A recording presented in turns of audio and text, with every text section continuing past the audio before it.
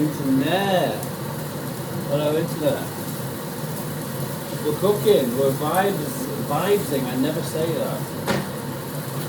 Where are my tongs? Oh man, do you know what I've been thinking about Andrew Tate? What do you think about Andrew Tate?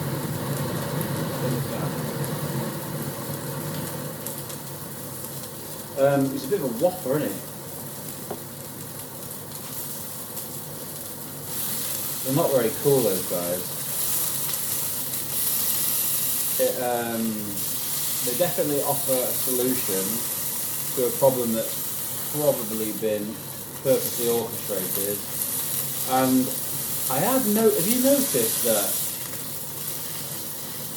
noticed that girls look like boys now and boys look like girls? Am I the only one that's not noticed that?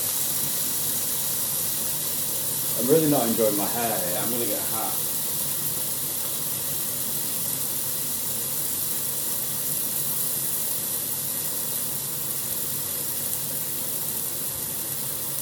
Yeah, man.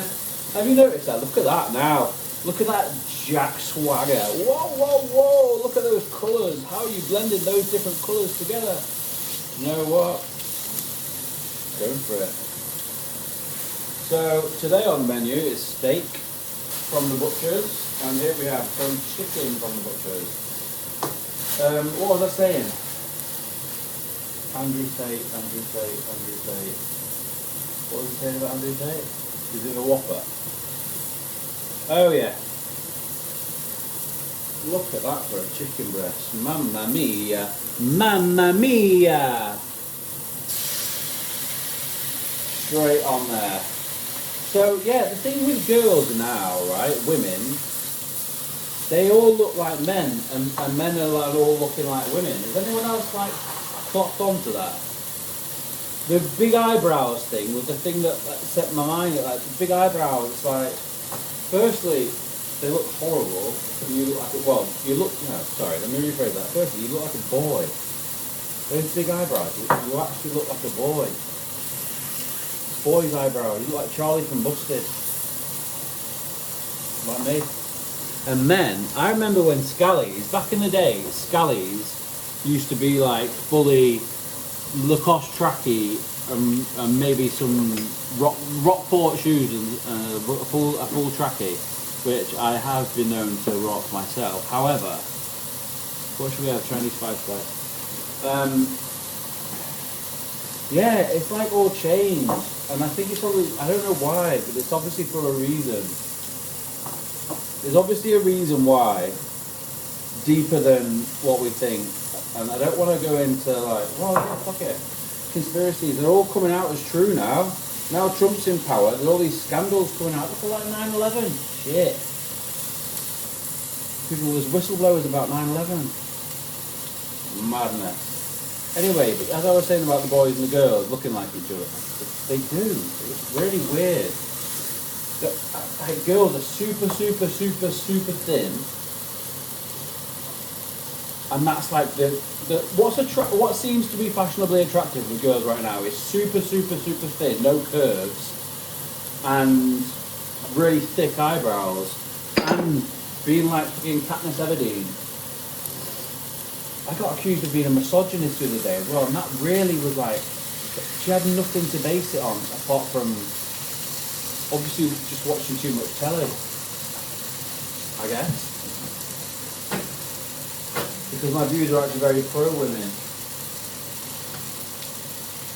So yeah, what is the need for that, for the girls to look like boys and the boys to look like girls? No.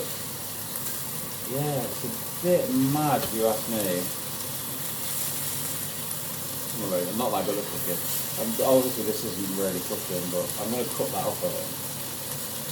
Use my scissors, my food scissors. Yeah, it's weird that girls are like that now. It must be for a reason. There must be a reason why that's been engineered.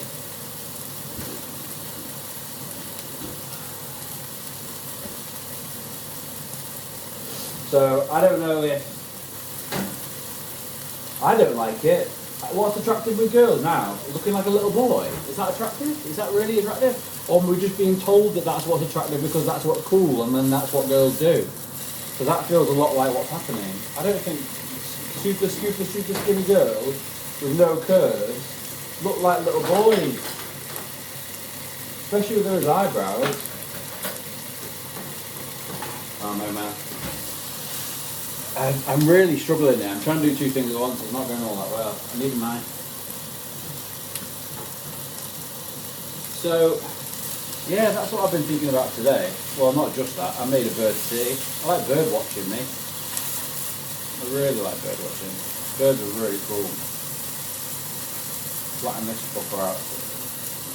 I'm literally butchering it. What's the state of that? But it will taste nice because I had covered it in Chinese fireplace. This steak might be done now. You shouldn't really flip that, should you? That'll probably be quite rare in the middle. How I like it. I used to have steak blue, and now I no longer have steak blue. An ex-girlfriend of mine, look at the plates I'm using. An ex-girlfriend of mine used to eat blue steak. My first love, she would eat blue steak. No, she'd eat it raw. She'd eat it raw and put salt on it. And I was like, that's well minging. And I tried it. Oh, while we're in the middle. Ooh. Ooh.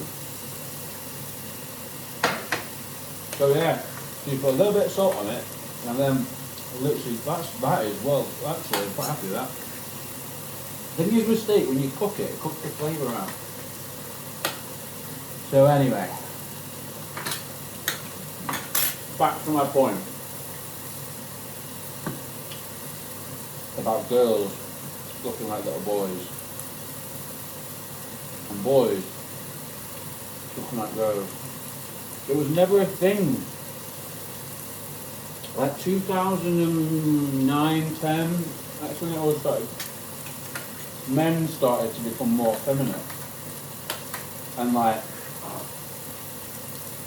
caring more about their appearance. Back in the day, just when I started going out, just caught the end of like the shirt and shoes thing.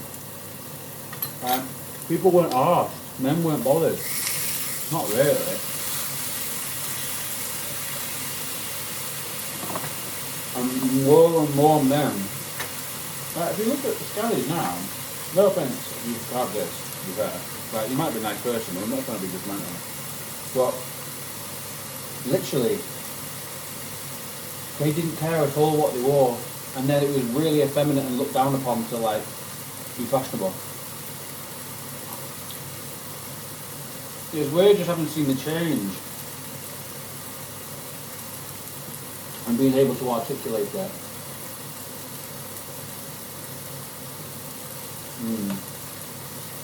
I remember why I stopped eating steak. So, yeah, man. I don't know. Oh, one other thing that's really fucking getting on my tits. Once you realise you can't go back. You know what it is? Pop songs being about sex. What's that about? I heard a kiddie song today, or yesterday, Sports Direct. Funnily enough, while I was walking around the kids section, and it was talking about you always remember your first. And I was thinking like, hang on a minute. I'm walking around the kids section, there's kids around me, and this song is talking about you always remember your first shag. And it was just really, I felt really uncomfortable. Like, a lot of songs, I noticed this, I did a video about Wheatus, Teenage Dirtbag. That's about teenagers being dirtbags. That's encouraging teenagers to shag. What? Why are we giving that to our teenagers? Sorry? Why is the music not about, like, good stuff? Like, helpful stuff? Like, why does it have to be about sex? And I'm not really, like, clued up on pop culture right now, but that bloody Sam Smith and that Lil Nas, That's inappropriate. At the very least, very least, having sexual references played on kiddies' pop songs is inappropriate. At the very least. Where? Did you hear about the Illuminati? And people say like it's satanic and all this shit. There was a guy, what's that guy called from I was going to say the Irish one from Westlife, the Boyzone. One of them, no, Shane, one with all the tattoos. He said he's seen songs being prayed over demonically, like praying like satanic prayers over the song. Oh, no, I've got a nice fatty bit then. That's, oh yeah. Damn it, what's that about? Firstly, this is a weird thing to suggest. Because like people get the knickers in a twist online. There's loads of comments talking about the Illuminati and satanic and all this stuff. All I keep thinking about is, so that means, right, you're telling me the richest people in existence, in human existence, in this episode of civilization, the richest people in the world have got to the top and they're all fucking weird moshers and goths. What? No, that's not how it works. All the people with all the money are weirdo goths. Is that how we got to this point? The moshers are running everything, fucking up people's heads. It can't be, can it? Surely not. Well, it sounds like it is. And you never know these days, all this shit that's coming out. JFK. We're still hiding the files.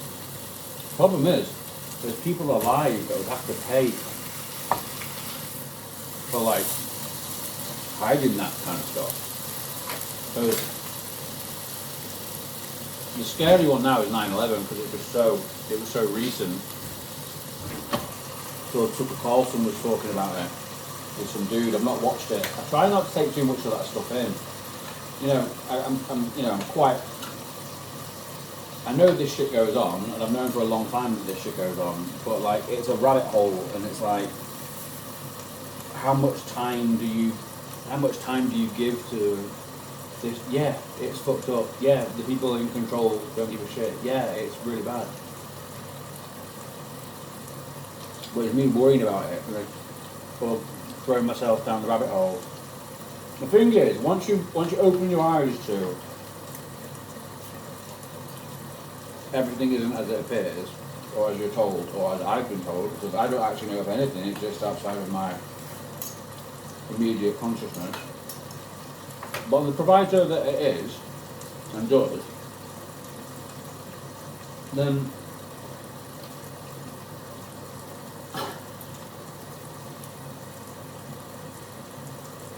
it is a little bit scary. And I think a lot of people are too scared to sort of approach the notion that there is quite a distinct possibility that the powers that be do not necessarily have your best interests at heart. And that's kind of scary, because we're led to believe that they do. So, yeah, I don't know where you go with that, but once you do go down that rabbit hole, there isn't really any coming back. It is like The Matrix is a documentary. So, what do we do about it? Well, the only thing really you can do about it is come together as communities. Self-sufficient communities that take care of themselves. Because if you can't trust the leaders, then you have to trust each other. Because otherwise you've got no one. And we're all just fighting this weird little battle. But we're all in the same boat. We've all got way more in common than we have different. but we live in a society that tells us that we're different all the time. Colour, what hole you like to put your willy in. It's fine. Pride. Oh, don't get me started on pride. That is obviously purposely named pride. Proud and pride are two very, very, very different things. Proud and pride are very different things. Couldn't be further different. Is there a possibility that it's been engineered that way? Because all we do is watch TV all the time. When you get home from work, what do? You stick the box on, you stick the telly on, and then you just take it all in. You take it all in, don't you? And if you're thinking on a more grandiose scale, there is a possibility that we are, okay, let's talk about this from a more pragmatic stance. At the very least, we would have to suggest that there is a possibility that there might be some sort of subliminal messaging within the media that we ingest, that we intake, that we listen to and watch.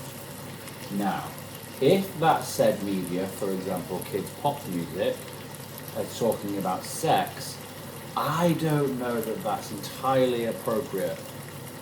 And that's one example of how something that might seem so normal is actually highly, spat them, finish mid in there. At the very least, slightly inappropriate. At worst, well, I don't even think I've gone down that thought enough to be able to say whether or not, or the extent of that, and that is actually scary. And I've been going down this rabbit hole for a long time, to the point where I don't even go down it anymore. And what do you say? Ooh, that's well good. Wow, wait. Tasty. Mine's a little bit longer. Yeah, man. Do we really want... Is there a possibility? Is there even a 1% chance? Look at it this way, for people that don't disagree. Is there a 1% chance that there may be some sort of propaganda that's been ingested that we've sort of normalised? Because to me, sex in kids' pop music and like licking... I saw a video of Sam, what's his face, licking his titty, and that's like normal and like celebrated, but it is highly inappropriate. Like, sorry, but I'm not sorry. It's completely inappropriate. But it's been normalised. Oh man, that Chinese fries banged. So, with too much salt though. So on the basis that that does happen, with regards to normalising of things that are inappropriate, I was thinking today, listen to this. Get your head around this. Right, porn is legal. Okay? Adultery is legal.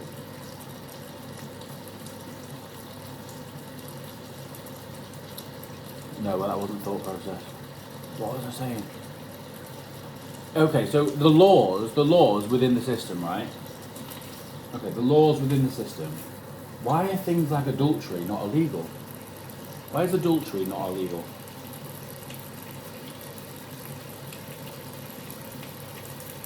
And why is porn legal? Why is it so sex all the time? I don't get it. Like, you're not going to find what you're looking for shagging about. That's the truth. Because really at the bottom of shagging about, aside from the hedonistic pleasure, is the need for the want for love. It's the craving of love. Attention, affection, connection, pleasure. That chicken's very, very good.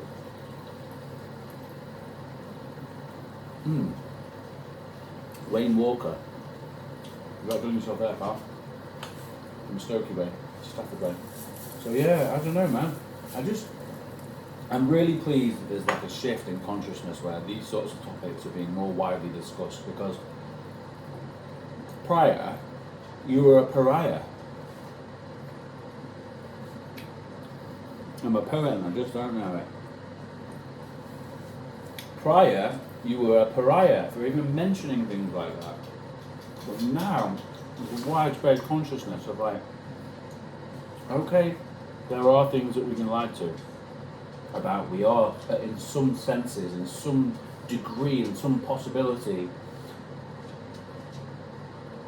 purposely fragmented and possibly, probably, slightly demented towards an agenda. But who decides the agenda? The fucking moshers. Who decides the agenda? The fucking moshers and goths.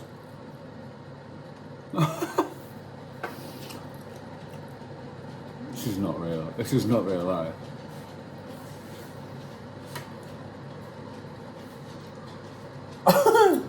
The moshers and goths who get us all shagging for hedonistic pleasure rather than the real meaning of life, family, love and connection. But they probably just don't want us to have more children. Probably a population thing.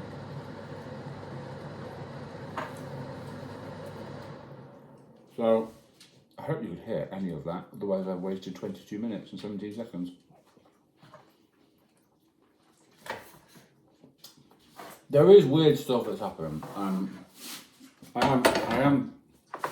am pleased that there's a shift in consciousness. I am pleased that there's a shift in the direction of conversations, and because really the main thing, the main goal should be harmony. That should be the main goal of everyone, and certainly the people that purport to have our best interests at heart. And it is scary to think that they don't. But when you've gone through that architrave, I really need to sort that out. That looks awful, doesn't it? It is scary, but it is the truth, man. And look, I think if you don't agree with stuff like that, it's important to be open-minded. Being wrong is a really exciting opportunity for growth. Really exciting. The seeking of truth and harmony, and love and passion, that's like the meaning of life. Not the BMW, the Burberry Mac. Like, it might look fly, but it's not actually going to get you what you want.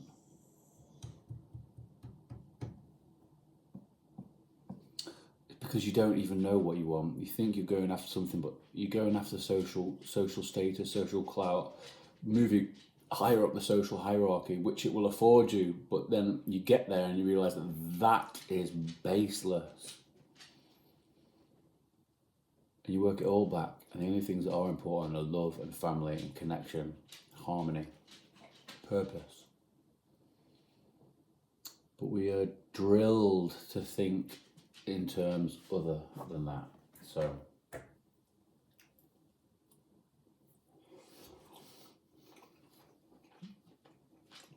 it's good bit chicken. Yeah, that's another thing. Buy your meat from a butcher's. Buy your fish from a fishmonger. Buy your groceries from a grocer. This tastes completely different to anything possible because it's in the supermarket, because it's not full of hormones and shit. I'm spitting and eating. It's very rude. I'm very sorry. So, that's the tip for the day. Try not to shop so much at supermarkets. We're over-reliant. And then when you become over-reliant on something, they then have the power. It happens in business. And supplier reliance. If you're selling this green thing, and you buy this green thing from 3 different places, and then you'll get a similar one. Say there's a blue one, a green one, and a red one, right? And this is your product, and you sell that, right? If company A that you buy it off goes bust, and company B decides doesn't want to sell these anymore, it wants to sell filler, and you're only left with one supplier. And if that one supplier realizes that you can only buy from them, and your business is literally built on their product going through you to the customer, they then have the power to dictate the price. They can say, well, I was charging you £2 before because I knew that you could go somewhere else. But now what I'm going to do, because I know that you can only get it from me, I'm going to triple the price, and that puts you out of business. It's the same thing with customers. You should never have one customer that's bigger than 10% of your revenue or profit, because if you lose, say you've got a big NHS contract, for example, because that's what springs to mind, what I've seen, and your business is built up of 80% of one contract and a few smaller ones that make up the rest. If you lose that 80% contract, you lose your business, and that's because it's the over-reliance on one thing.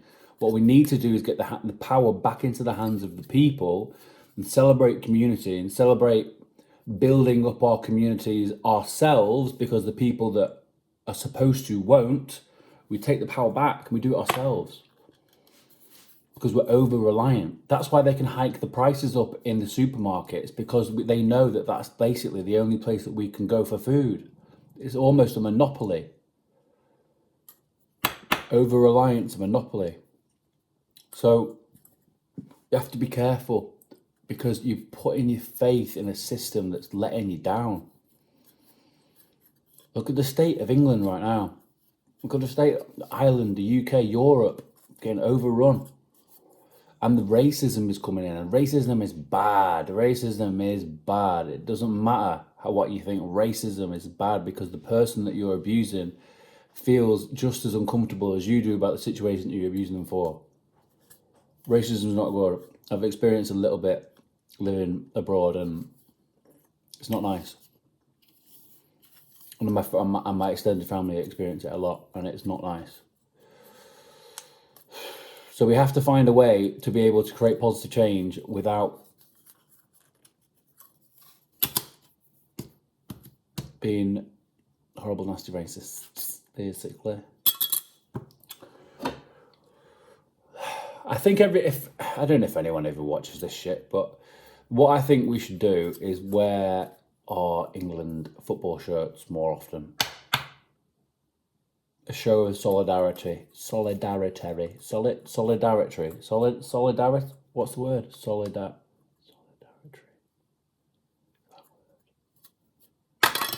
So that's it. I'm tired. I always get dead tired after this. Goodbye, internet.